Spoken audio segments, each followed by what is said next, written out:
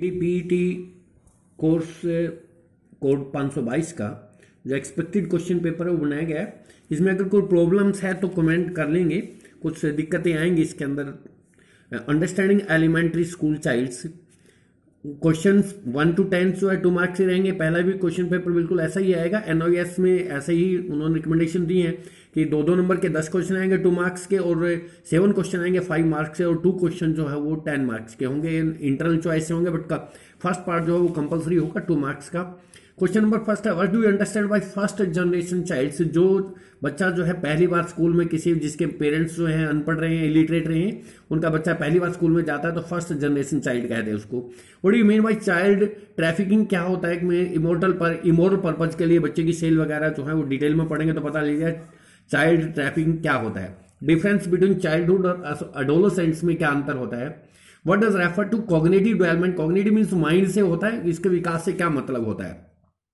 What do you mean bye sympathy और empathy, sympathy और empathy में एक डीप मीनिंग्स होता है। सिंपैथी मीन्स हम जर्नल यूज करते हैं, और एम्पैथी जो है अगर हम जिस आदमी को कोई सिंपैथी दिखाना चाहते हैं उसके प्लेस पे अपने आप को रख के देखें हम, तो वो जो मीनिंग कन्वर्ट हो जाता है उसको एम्पैथी कह देते हैं हम।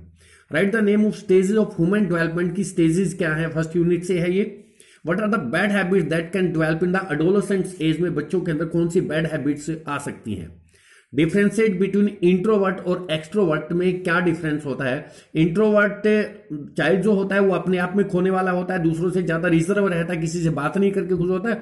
और एक्सट्रावर्ट जो है, एक्सट्रोवर्ट जो बाहरी होते हैं वो सोशल टाइप के होते हैं, जो सभी के साथ मिलकर खुश रहते हैं, वो एक्सट्रोवर्ट होते हैं।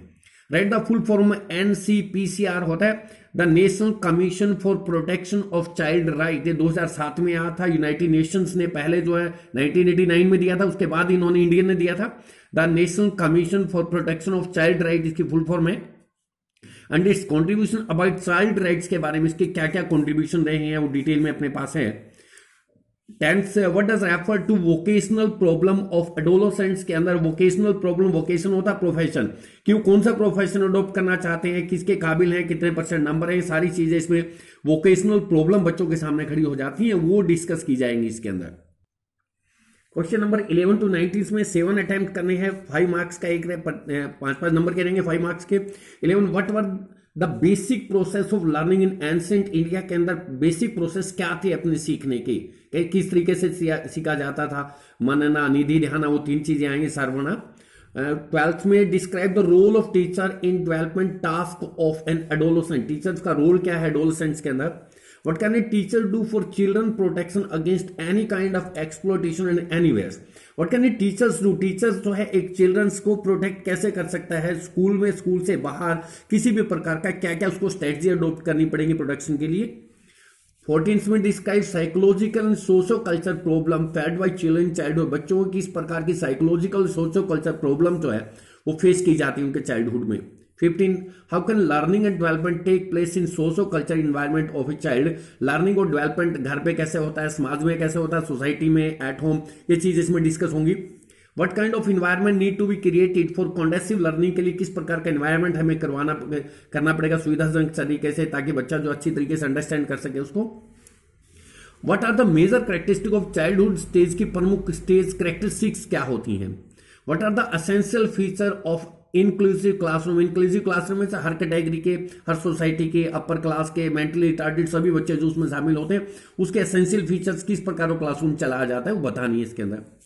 19th में write down the different stage of cognitive development of humans being की कौन कौन सी स्टेज है माइंड विकसित होने की, और इसके ऑप्शन में भी दिएगा what do you mean by childhood concerns से क्या मतलब होता है। 19-20 का इसको what do you mean by childhood concerns क्या होता है, बचपन में किस प्रकार की कॉन्सर्न्स बच्चों को होती है, एक्सप्लेन इट। 20 क्वेश्चन रहेगा आगे। 20 और 21 जो है ये 10-10 नंबर के 10 मार्क्स का इस रहेगा। Childhood is unique time of once life, childhood is a unique time of once life, explain the statement and describe various changes seen at the stage, इस स्टेज में कौन कौन से चेंजेस देखे जा सकते हैं वो इसमें एक्सप्लेन किए जाएंगे सारे। इसके और में रहेगा describe the role and responsibility of teacher and administrator in creating conducive learning environment, की स्कूल के अंदर टीचर्स का और जो एडमिनिस्ट्रेटर हैं स्कूल के उनका क्या रोल है, किस प्रकार का लर्निंग एनवायरनमेंट जो स्कूल में बनाया जाए वो उनके ऊपर डिपेंड करता है, वो सारी चीजें डिस्कस की जाएंगी इसके अंदर। What is referred to UNCRC, the United Nation Conventions on the Right of the Child, 1989 में ये लागू किया गया था, फोर्स में हुआ था 1990 के अंदर। इसमें चाइल्ड राइट के बारे में क्या कहा गया है, उसके बाद इंडिया में आया था ये, इंडियन लोगों ने भी, अपनी गवर्नमेंट सरकार ने भी इसने लॉन्च किया, वो क्वेश्चन दिया भी गया है।